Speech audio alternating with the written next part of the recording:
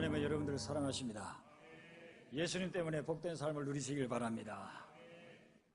휴가철이 되어져서 아이들은 방학으로 지내고 있고 여러분들은 한 1주나 2주씩 이렇게 휴가를 보내시고 그런 시기를 우리가 맞이했습니다.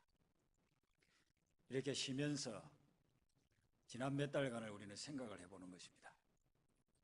그럴 때에 여러분들의 마음속에 뿌듯한 자부심이 있고 뭔가 보람이 있는 그런 일들도 많이 있겠지만 어떤 부분들은 후회가 됩니다. 내가 왜 그때 좀 더 열심히 살지 못했을까? 또 내가 왜 그 기회를 놓쳐버렸을까? 나한테 황금 같은 기회였는데 후회가 됩니다. 내가 그때 그 일을 왜 그렇게 분배를 잘못 해가지고 큰 실수를 했는가? 이런 것들로 인해서 후회할 수가 있습니다. 인생을 오랫동안 사신 분들은 그런 부분들을 더 자주 생각을 하게 될 겁니다. 내가 20대에 이렇게만 좀 했더라면, 30대에 사람을 좀 잘 분배를 했더라면, 40대의 사업을 내가 이렇게 좀 더 지혜롭게 했더라면, 그런 후회가 있습니다. 그런데 후회 중에서 가장 큰 후회가 뭐겠습니까? 그것은 어떤 일을 잘 못한 것도 아니고 기회를 못 잡은 것도 아니고 어떤 분배를 잘못한 것도 아니고 사랑을 하지 못한 것입니다. 그게 가장 후회스럽다는 것입니다. 사도 바울도 자기 인생의 여러 가지 사역들을 쭉 살펴보니까 사랑하지 못한 그런 후회함이 있더라는 거예요. 그래서 오늘 말씀을 주는 겁니다. 14절 말씀에 너희 모든 일을 사랑으로 행하라. 여기서 모든 일이라고 하는 것은요, 크게 두 가지예요. 하나님의 일하고 사람의 일입니다. 하나님의 일은 우리 믿는 사람들이 하는 모든 일이 하나님의 일이에요. 그런데 핵심적으로 이야기하면 요한복음 6장에서 예수님이 말씀하시기를 하나님의 보내신 자를 믿는 것이 하나님이라고. 하나님의 일의 핵심적인 게 그겁니다. 하나님의 보내신 자 예수님을 잘 믿는 것이 하나님의 일입니다. 그리고 그 외에 우리가 믿음 생활하면서 하는 모든 일들, 오늘 이렇게 예배를 드리고 셀로 모이고 제자 훈련을 받고 아이들을 교육시키고 봉사하고 섬기고 전도하고 선교하는 이런 모든 일들이 하나님의 일입니다. 그런데 이런 일을 할 때에 사랑으로 하라는 것입니다. 기도를 열심히 합니다. 이 사람도 기도 열심히 하고 하나님 이걸 주시옵소서. 그런데 옆에 있는 사람은 또 기도 열심히 하는데 하나님 그것 절대로 안 됩니다. 다른 걸 주시옵소서. 열심히 기도는 하는데요, 서로 달라질 수 있다는 것이죠. 사랑 안에서 하나 되지를 못하고 있기 때문에 하나님이 혼동스러워질 수가 있습니다. 하나님께서 우리의 기도와 우리의 열정들을 막 듣고 보고 계시면은요, 많이 혼란스러울 거예요. 이 사람은 이렇게 해달라고, 저 사람은 그거와는 정반대의 것을 해달라고, 그걸 위해서 열심히 봉사하고 헌신하고 막 기도하는데 하나님께서는 어떻게 그걸 들어줘야 될지 혼동스러울 때가 있을 것입니다. 그 바탕에 사랑이 부족할 수 있다는 것이죠. 사람의 일은 어떤 겁니까? 사람이 하는 일도 다 하나님의 일이 되겠지만은 예수 믿지 않는 사람이 하는 일을 다 사람의 일이라고 보면 됩니다. 우리가 예수 믿기 전에, 예수 믿으면서도 하지만 예수 믿지 않을 때에 그 믿음과 하나님과 관계되지 않은 일들 있잖아요. 밥하고 식사하고 설거지하고 아이들 돌보고 청소하고 직장 가고 학교 다니고 사업하고 이런 모든 것들이 다 사람의 일입니다. 그런데 그 사람의 일을 할 때도 사랑으로 하라는 것입니다. 사랑으로 하지 않고 그렇게 했더니만은 나중에 그 결과가 너무나도 만족스럽지 못하고 내가 한 일임에도 불구하고 내가 하고 싶어서 한 일임에도 불구하고 나중에는 오히려 후회스러운 그런 결과를 가져오게 되더라는 것입니다. 사랑으로 하지 않으면 항상 불평과 원망이 나와서 주변에 있는 사람들에게 많은 프레셔를 줄 수가 있습니다. 그러나 사랑으로 하기를 시작하면요, 그 일 자체가 즐겁고 정신적으로 건강하고 그래서 예기치 않은 좋은 결과도 나올 수 있게 된다는 것입니다. 오늘이 저에게는 아주 뜻깊은 날입니다. 우리 유니온 교회에도 뜻깊은 날이고요. 제가 만 3년 전 오늘 한국에서의 12년 사역을 접고 미국에 도착했습니다. 우리 유니온 교회에서 부족한 저를 후임 목사로서 청빙을 해주셔가지고 오랜 기간 동안의 준비 과정을 통해서 이곳에 오게 되어졌습니다. 공항에 나와서 환영해 주신 분들도 있고 또 제가 이사하고 정착하는 과정에 여러 날을 오셔서 도와주신 분들도 있고 여러모로 사랑으로서 저를 맞이해 준 그런 분들이 많았습니다. 어느 정도 정리가 되고 난 후에 제가 한 5개월 정도 신방을 했습니다. 우리 성도님들 가정을 방문하기도 하고 직장에 찾아가기도 하고 사업체를 신방하기도 했습니다. 신방에서 찬양하고 기도하고 말씀 나누고 그렇게 예배드리고 나서 이야기를 나누면 성도님들이 저에게 새로운 목회자이기 때문에 많은 이야기를 해줍니다. 제가 여기 부교육자로 3년 있다 갔지만 12년 동안 한 번도 이곳을 오지 않았기 때문에 그동안의 사정을 전혀 모르잖아요. 그래서 12년 동안의 사정도 이야기해주고 현재 사정도 이야기해주고 앞으로의 기대도 이야기를 해줍니다. 많은 이야기를 들었는데요, 그걸 압축을 시키면 딱 2가지였습니다. 하나는 뭐냐면은 원로 목사님이 은퇴하고 후임 목회자가 왔는데 원로 목사님과 후임 목사님과의 관계가 원만했으면 좋겠습니다. 왜 그러냐 하면은 LA에 있는 어떤 교회, 오렌지 카운티에 있는 어떤 교회, 동부에 있는 어떤 교회 다 그 부분 때문에 잘못되어져 가지고 문제가 있고 어려움이 있고 교회가 힘듭니다. 그 다음에 또 한 가지는 뭘 이야기하느냐면요, 목회의 리더가 바뀌고 난 후에, 단임 목회자가 바뀌고 난 후에 교회들이 어려운 교회들이 많습니다. 그러므로 새로운 단임 목회자가 오고 난 후에 스테이블하게 안정적인 그런 교회 생활을 좀 하고 싶습니다. 어떤 교회는 이렇게 목회자가 몇 번 바뀌는 사이에 뭐 몇천 명 모이던 교회가 몇백 명으로 줄어들었습니다. 이 교회는 이랬습니다. 저 교회는 그랬습니다. 하면서 이야기를 인포메이션을 쭉 이야기를 해줍니다. 한두 분에게 들은 게 아니고 거의 대부분의 분들이 그런 이야기입니다.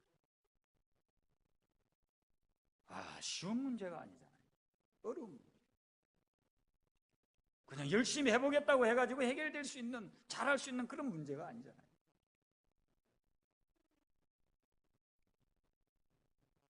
하나님 앞에 기도하면서 다른 우리 교회보다도 규모도 있고 훈련도 달 때 있는 그런 교회들이 이 2가지 문제 중에 하나나 아니면 둘 다에 걸려가지고 어려움을 당하고 있다고 한다면 유니온교회도 똑같은 전철을 밟을 수밖에 없지 않느냐. 어떻게 하면 이것을 우리가 잘 극복해 나갈 수 있을까? 어떤 분들은 많은 염려를 하면서 저를 개별적으로 또 다시 만나자고 하는 그런 분들도 있었습니다. 그런데 이제 3년이 되어져 오면서 제가 한 2, 3개월 전부터 이 부분을 가지고 생각을 좀 해보았습니다.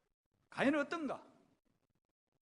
여기에 부임해 왔을 때에 성도님들이 교회를 염려하고 목회자를 염려하고 그렇게 하면서 했던 일들에 대해서 지금 3년이 이제 가까워오는데 어떻게 된 것인가? 점검을 해보기 시작했습니다.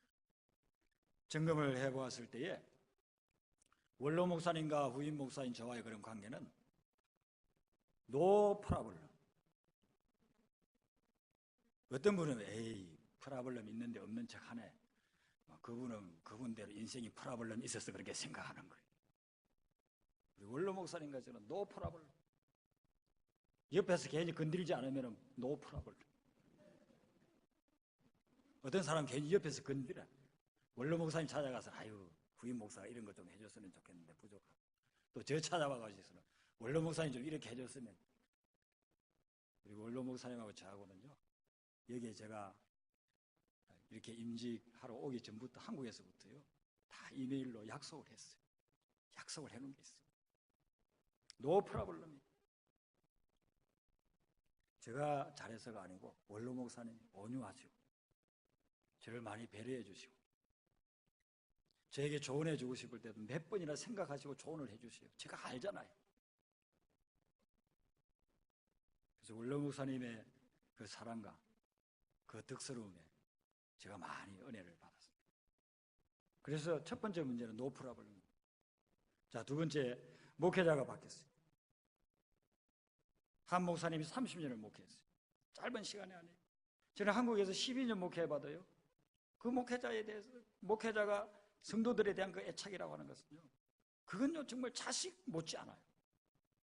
그렇게 30년을 목회하신 분이 떠나고 그 다음에 후임 목사가 왔을 때 얼마만큼 잘 스테이블하게 인도해 나갈 수 있느냐, 쉽지 않은 거잖아요.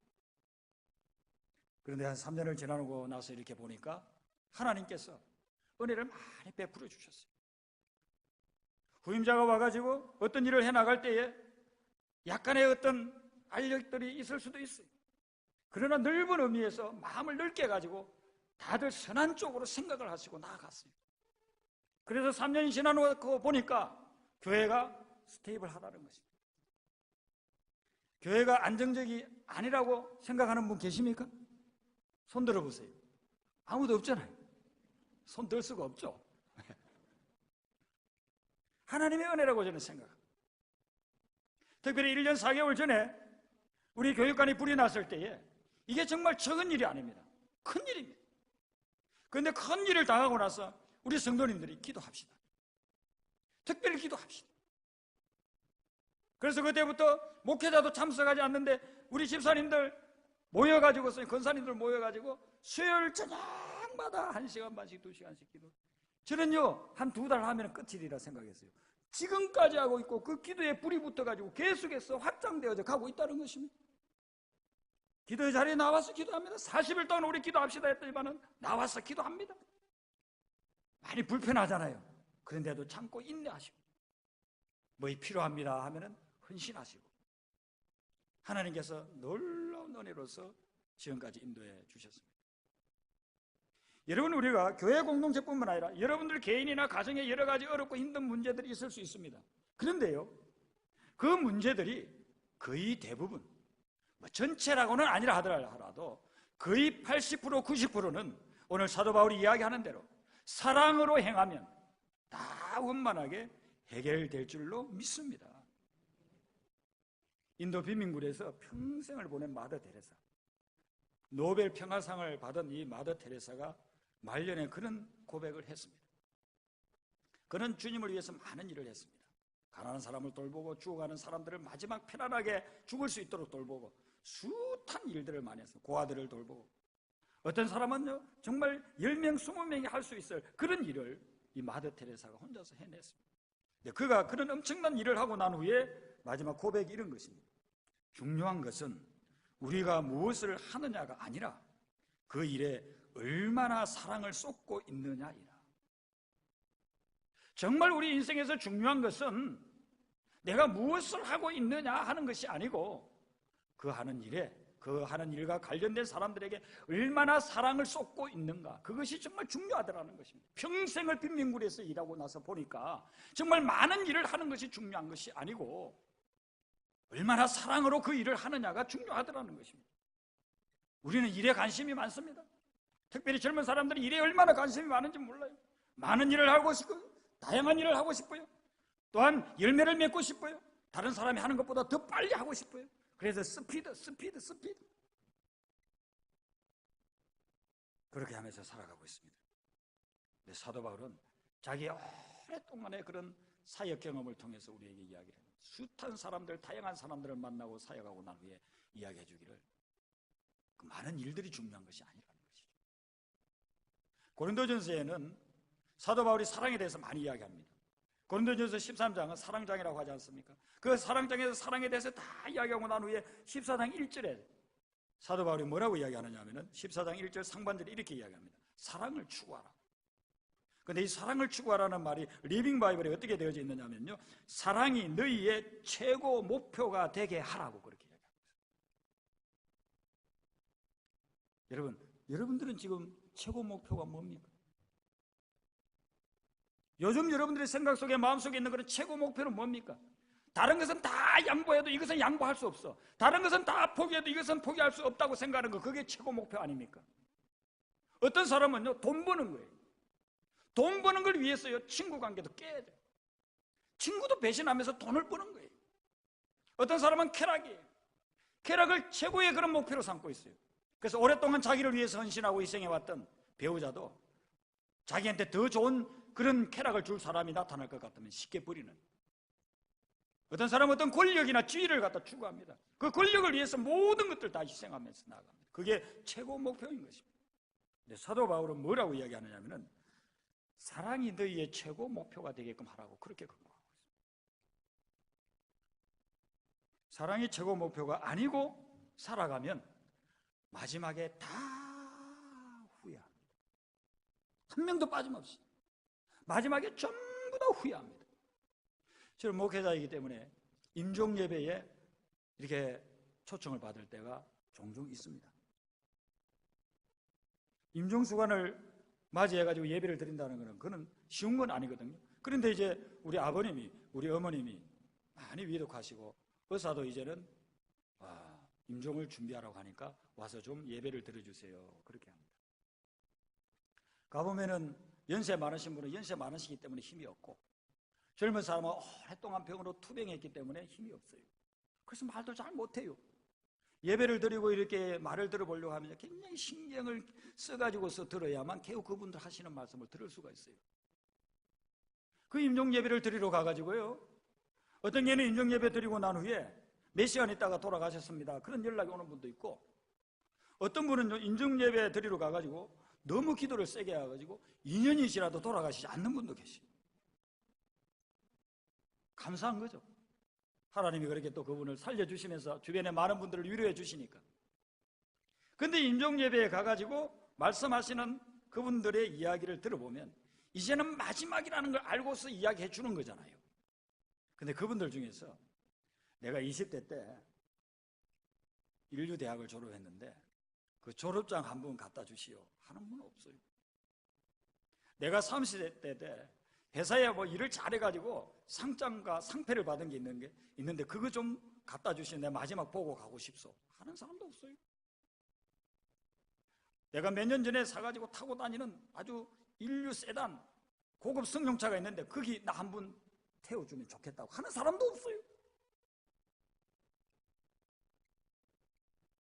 다 공통점이 뭐냐면, 제가 그 임종의 그 순간의 이야기를 들은 다 공통점은 사랑하는 사람을 한 번 더 보고 싶다는 거예요.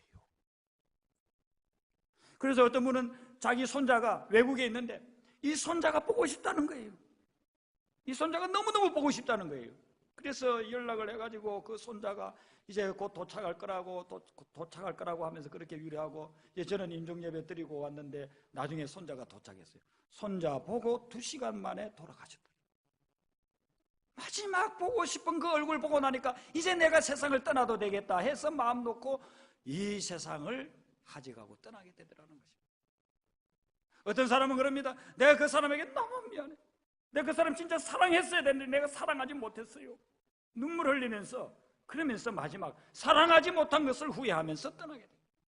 임종순간에 본 분들은요, 전부 다 공통점이 사랑하는 사람을 찾는 거고, 사랑했어야 되는데 사랑하지 못한 사람을 후회하면서 이웃치면서 그러면서 마지막 떠나가더라는 것입니다. 2차 세계대전 때 유럽 전선에서 병사한 그런 병사들이 참 많았습니다. 대개 20대 전후입니다. 결혼도 대부분 안 했죠.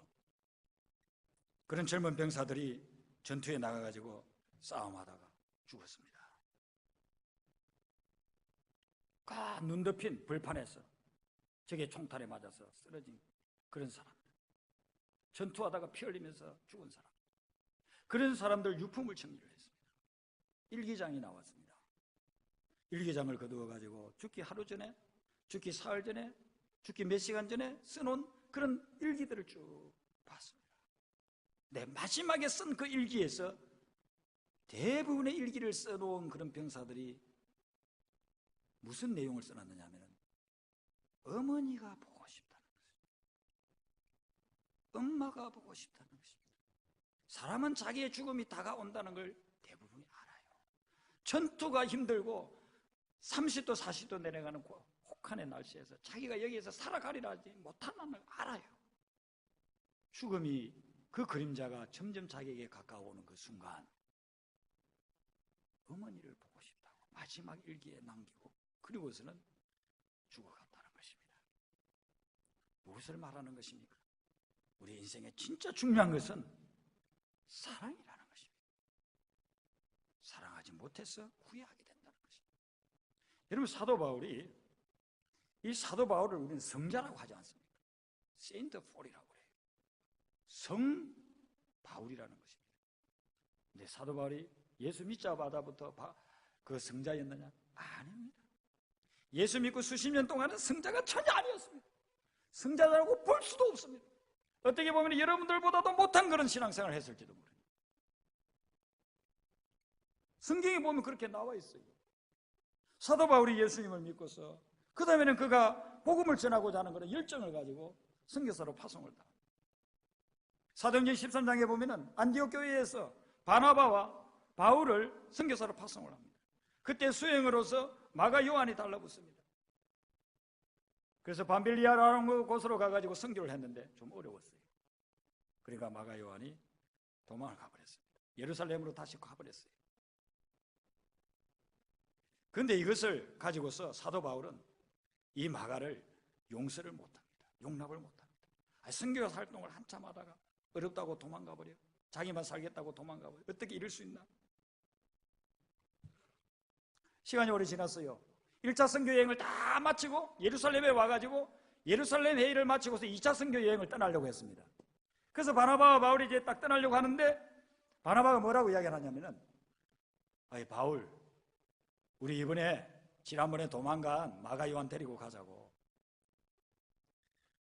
우리가 그를 좀 다시 한번 기회를 주자고. 그렇게 하니까 바울이 뭐라고 하느냐면은 아니 선교지 가가지고 조금 어렸다고 도망가는 놈을 갖다가 또 데려가? 나는 절대로 그런 놈하고 같이 사역할 수 없어. 절대로 못 데려가요. 이 사람아, 마가 요한은 젊지 않나? 20대 초반인데 실수도 많고 인생의 경험도 없고 그러니까 그럴 수도 있지. 실수도 있을 수 있잖아. 덮어주자고. 이제 우리가 데려가서 다시 한번 글을 쓸 수 있다고. 그런데 바울은요 절대로 안 된다는 거예요. 그래가지고 둘이서 멱살 잡고 싸웠어요. 선교사님 둘이서 목사님 둘이서 싸웠다니까요. 그래가지고 바나바 이마에 혹이 나고 바울 갈비뼈가 부러졌어요. 성경에는 없어요. 제 생각이에요. 막 목사님 둘이 싸워가지고요 서로 피투성이가 돼버렸어요. 자, 제 상상이 성경을 근거로 하고 있는 상상입니다. 사도행전 15장 39절 상반절에 보면 어떻게 되느냐면 서로 심히 다투어 피차 갈라서 버려요. 그냥 설전 정도 한 게 아니에요. 그 정도면 그냥 논쟁 좀 했다 이랬을 거예요. 근데 심히 다투었어요. 멱살 잡고 두들겨 패고 갈비뼈 부러뜨리고 이마에 혹을 갖다 나게 하고 그렇게 두들겨 패고 서로 심히 다투었어요. 그리고서는요 완전히 갈라서 버렸어요. 그 이후로 바나바와 바울이 만났다는 기록이 없어요. 이분들은 대단한 사람들이에요. 존경받는 목회자예요. 존경받는 선교사들이에요. 그런데요 싸웠어요. 왜 싸웠을까요? 바나바는 사람을 중요히 여겼고 바울은 일을 중시했습니다. 그 두 사람이 부딪혔을 때에 싸우고 갈라져 버렸다는 것입니다. 여러분, 바울은 다른 사람에게는 몰라도 바나바에게는 그렇게 하면 안 돼요. 그렇게 해서는 안 되는 사이예요. 왜 그러냐면요, 바울이 예수 믿기 전에 예수 믿는 사람들을 얼마나 핍박했습니까? 감옥에 집어넣고 스데반 죽이고 뭐 악한 일은 다 했어요. 그러니까 예수 믿는 사람들에게는요 공포의 적이에요. 공포의 적. 이 바울이 다메섹으로 가다가 예수님을 믿게 됐어요. 예수님을 환상 중에 만나가지고 예수님을 믿게 됐는데 어제까지 예수 믿는 사람 막 핍박하고 죽이고 하는 그 사람이 갑자기 나타나가지고 나 이제부터 예수 믿는다 하면서 막 예수님을 증거하고 있으니까 예수 믿는 대부분의 사람들이 어떻게 생각했느냐면은 저거 사꾸라다 사꾸라. 예수 믿는 사람 잡아내려고 믿는 척하고 있는 것이다. 절대로 저거 받아주면 안 된다. 저 사울이라는 인간이 얼마나 교묘한 인간인지 우리가 알지 않느냐. 스데반도 잡아 죽이지 않았느냐. 대부분이 다 그렇게 생각하고 있었어요. 예루살렘에 있는 교인들이.